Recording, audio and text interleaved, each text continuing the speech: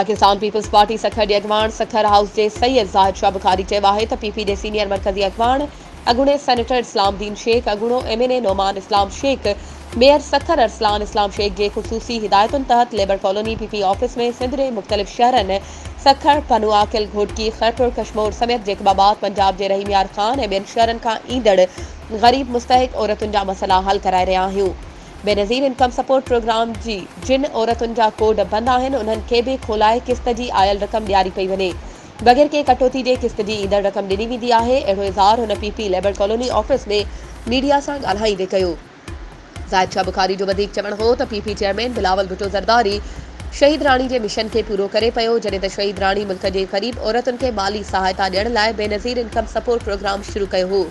जेको हिन वक़्त ताईं जारी आहे ऐं जारी रहंदो, छाकाणि जो भुट्टो ख़ानदान मुल्क जी सलामती, जमहूरियत जी मज़बूती, आइन जी हुक्मरानी ऐं कानून जी बालादस्ती लाइ वॾियूं कुर्बानियूं ॾिनियूं आहिनि।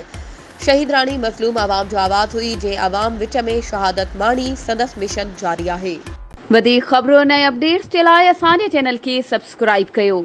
ऐं हा, बेल आइकन खे प्रेस करणु न विसारिजो त जीअं असांजी हर नई अचण वारी वीडियो तव्हां ताईं पहुची